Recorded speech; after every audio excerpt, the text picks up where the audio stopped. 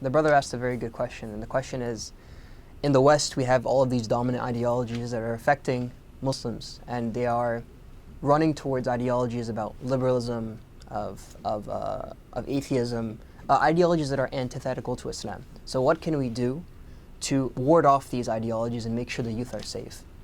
And my answer is going to be the same as the classical scholars, as any answer that has ever come. And that is, Islam is the answer. The concept, though, is that Islam has been so demonized in today's media that it seems as if it's backwards to follow a religion. It's as if it is anti-intellectual to follow a religion. So really the solution for youth, whether they're in the West or whether they are in the East, even in Pakistan we have many youth that are chasing after Western culture because they believe that this is the epitome of good character and good conduct, and being like the Westerner or being like the Western powers is going to make you more respected.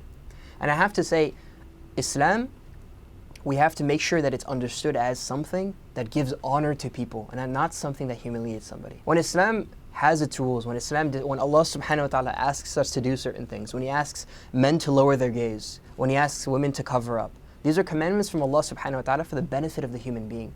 They're not controlling aspects of our religion, that we have a dominant culture that suppresses us. Absolutely not. Aisha radiallahu anha was amongst the greatest scholars of her time. We look at Hazrat Safi radiallahu anha, the wife of the Prophet ﷺ, used to advise him on many counts, and she would approach him and ask him, "Oh, a Prophet of Allah, why is it the Quran only discusses women?"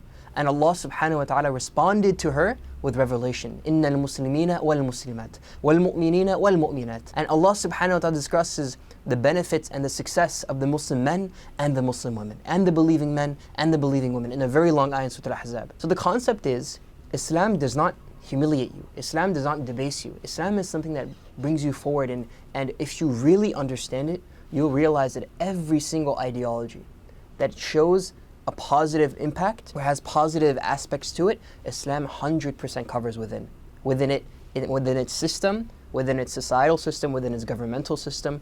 Whatever is discussed, Islam has a solution for it. And so the most important thing about making sure that Muslims are following Islam is to educate them in a way that doesn't push them away from their religion. Muhammad al-Ghazali, a scholar, an Azhari scholar from the 1950s, said, in a very famous quote, he said, half of disbelief in the world, half of kufr in the world, half of the Muslims leaving Islam in the world happened because of bad conduct and the way Islam has been portrayed to them. And that's because those who are teaching Islam may not know how to correctly speak to the younger audiences. And those who are being taught Islam already have preconceived misconceptions about the religion. So to make the religion clear, and there are wonderful institutes that are doing this kind of work. Yaqeen Institute for Islamic Research, which is headed by Sheikh Omar Suleiman, they have done some wonderful work in dealing with the youth issues and how to make Muslims palatable with Islam, because Islam is unchanging. Islam is something that we must accept. But how to create Muslim youth that are ready to accept this? You have to make Islam completely clear, and you have to clarify, and you have to explain to them that Islam is something that will grant them izzah, and it will not be something that will make them humiliated or debased, inshallah. Jazakallah khair.